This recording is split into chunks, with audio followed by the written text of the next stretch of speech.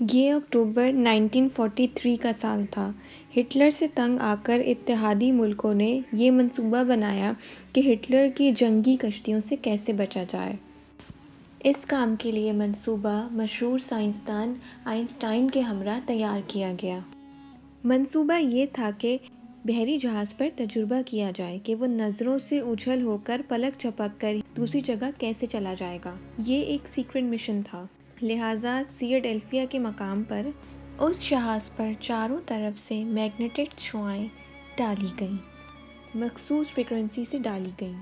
جیسے یہ شعاعیں جہاز پر پڑیں، روشنی کا ایک دھماکہ ہوا اور یہ بحری جہاز ایک دم غائب ہو گیا۔ ادھر دور کھڑا آئنسٹائن اور اس کی ٹیم دوربین سے نظریں جمائے یہ سب دیکھ رہے تھے، لہٰذا سائنسدانوں کی ٹیم خوشی سے اچھل پڑی۔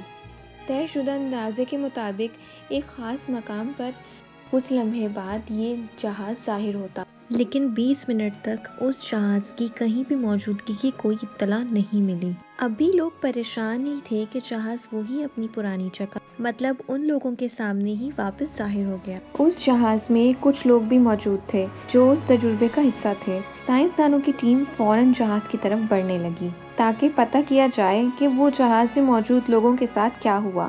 لیکن آگے کے منظر نے ان لوگوں کے ہوش اڑا دیے۔ جہاز پر موجود لوگوں کی حالت قابل رحم تھی۔ کچھ جھلس کر مر چکے تھے، کچھ جہاز کے بنکر میں زندہ دفن ہو گئے تھے اور جو لوگ زندہ رہ گئے تھے وہ پاگل ہو چکے تھے۔ اس پروجیکٹ کو ٹاپ سیکرٹ قرار دیا گیا اور بند کر دیا گیا اور سارے ریکارڈز اور فائلز مٹا دی گئیں۔ فلاڈیلفیا نامی ایکسپیریمنٹ اور اس راز کو ہمیشہ کے لیے دفن کر دیا گیا۔ اس تجربے کا عینی شاہد کارلوس ایلنڈ، جو اس تجربے کا حصہ تھا، اس نے یہ راز کئی سالوں بعد فاش کیا۔ بعد میں نہ کوئی کمیشن بیٹھی اور نہ ہی اس فائل کو کبھی دوبارہ کھولا گیا۔ دراصل ہماری اس کائنات میں ایسے پوشیدہ اور حیران کن راز موجود ہیں جن کے متعلق جان کر ایسا معلوم ہوتا ہے گویا کہ یہ سائنس فکشن مووی میں ہی پاسبل ہے، اور روزمرہ کی زندگی میں ایسے حقائق محض ایک جادو یا خواب معلوم ہوتے ہیں۔ انہی حقائق میں ایک حقائق ٹیلی پورٹیشن یا پورٹلز ہیں۔ دراصل سائنس ہر دور میں اس جدوجہد میں لگی رہی ہے کہ ایک جگہ سے دوسری جگہ سفر کے لیے ایسے تیز ترین ذرائع بنائے جائے جو کم سے کم وقت میں زیادہ سے زیادہ فاصلہ طے کر لیں، جس کی مثال کار، ٹرین اور ہوائی جہاز ہیں۔ لیکن سائنسدانوں نے ایسے جدید انکشاف کیے ہیں جن کو جان کر عقل ہل جاتی ہے، کیونکہ سفر کی یہ نئی شکل نہ ہمیں جسمانی طور پر کہیں تک پہنچاتی ہے اور نہ ہی سواری کی ضرورت ہوتی ہے۔ ٹیلی پورٹیشن کے سفر میں یہ ہوتا ہے کہ کسی بھی انسان یا کسی بھی شے کو ایک جگہ سے دوسری جگہ منتقل کیا جاتا ہے کہ وہ چیز پہلے مقام سے غائب ہو کر دوسرے مقام پر ظاہر ہوتی ہے۔ اس تھیوری کے مطابق سائنسدانوں کا یہ دعویٰ ہے کہ مستقبل میں انسانوں کو بھی ٹیلی پورٹیشن کے ذریعے ایک جگہ سے دوسری جگہ منتقل کیا جا سکتا ہے، جس میں سفر چاہے ایک دن کا ہو، ایک گھنٹے کا ہو یا ایک سال کا ہو، انسان صرف پلک جھپکتے ہی دوسرے مقام پر پہنچ جائے گا۔ ماہرین کی ایک تحقیق یہ بھی کہتی ہے کہ خلا میں بہت سارے پورٹلز موجود ہیں، ورم ہولز۔ یہ دراصل ایک نہ نظر آنے والا دروازہ ہے۔ اگر کوئی انسان ان ورم ہولز میں گر جائے تو اس کا واپس آنا ممکن نہیں ہے۔ یہ ورم ہولز اس انسان کو کائنات کے دوسرے حصے تک پہنچا دیتے ہیں، گویا یہ ایک راستے کا کام کرتے ہیں۔ کیا ان ورم ہولز کے اندر موجود انرجی کو انسان یا کوئی بھی مخلوق جھیل پائے گی، یہ ہم نہیں جانتے۔ اگر ایسے ورم ہولز کو ہم بنانے میں کامیاب ہو بھی جاتے ہیں تو کائنات کے ایک حصے سے دوسرے حصے میں جانا یا ایک پلانٹ سے دوسرے پلانٹ میں جانا، چاہے وہ صدیوں یا اربوں کے ڈسٹینس پہ ہو، ہم ایک منٹ میں اسے طے کر پائیں گے۔ یہ ناقابل یقین بات تو ہے، لیکن اب یہ حقیقت بنتی جا رہی ہے، کیونکہ حال ہی میں گوگل کے ایک کوانٹم کمپیوٹر میں سائنسدانوں نے ایک چھوٹا سا ورم ہول تیار کیا ہے جس میں ایک پارٹیکل کو ڈالا گیا تو وہ پلک جھپکتے ہی دوسری جانب سے باہر نکل آیا۔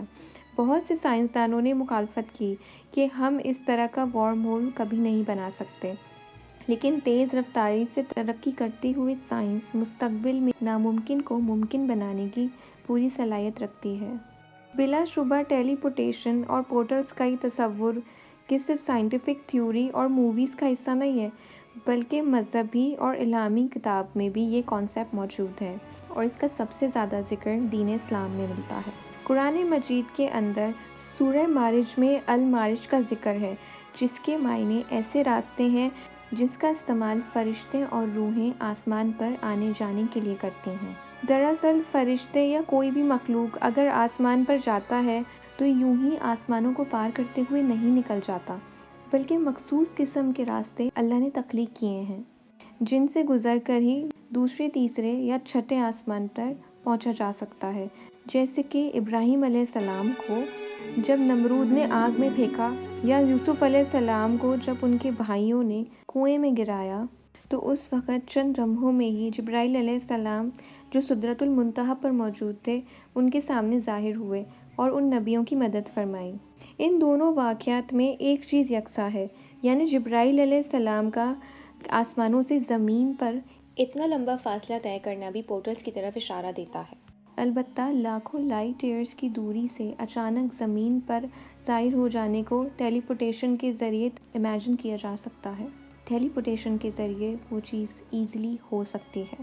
اسی طرح جب سلیمان علیہ السلام نے یروشلم میں بیٹھ کر اپنے محل میں یہ حکم دیا کہ ملکہ بلقیس کے تخت کو حاضر کیا جائے، جو کہ عرب کے بالکل جنوب میں ملک سبا میں بیٹھی تھی، جنات نے اس تخت کو آپ کے سامنے پلک جھپکتے ہی حاضر کر دیا۔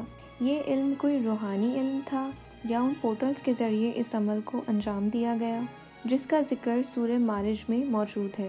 اس موضوع کا سب سے اہم سوال تھا۔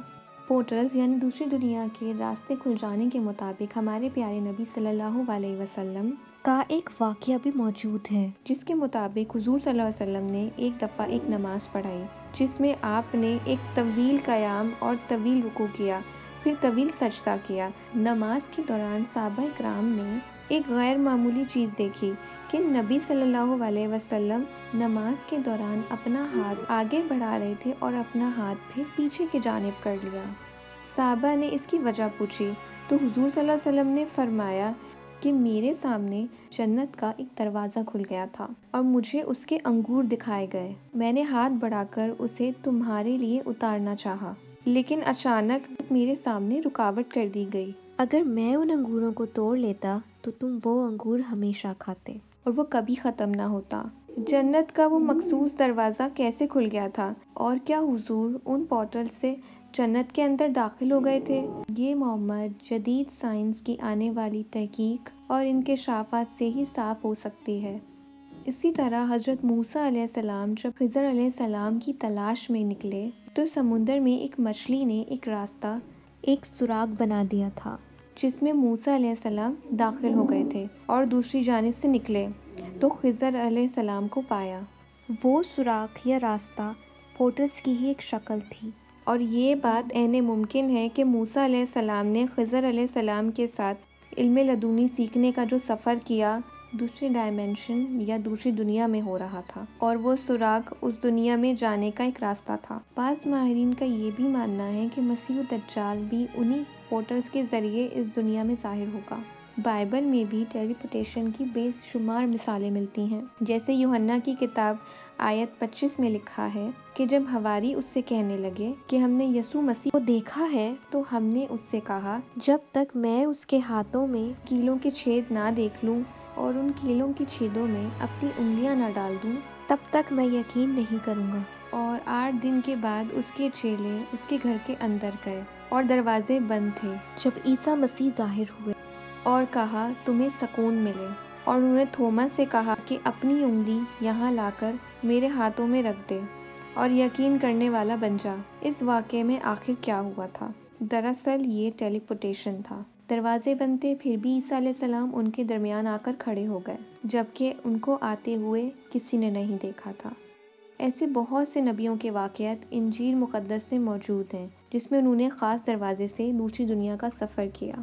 مختصر یہ جدید سائنس کی وجہ سے ہم قرآن مجید میں بیان کیے ہوئے کئی باتوں اور واقعات کو آج موجودہ دور میں زیادہ بہتر انداز سے سمجھ سکتے ہیں، اور آنے والے وقت کے ساتھ اللہ کی بے شمار حکمت اور نشانیاں واضح ہوتی جا رہی ہیں۔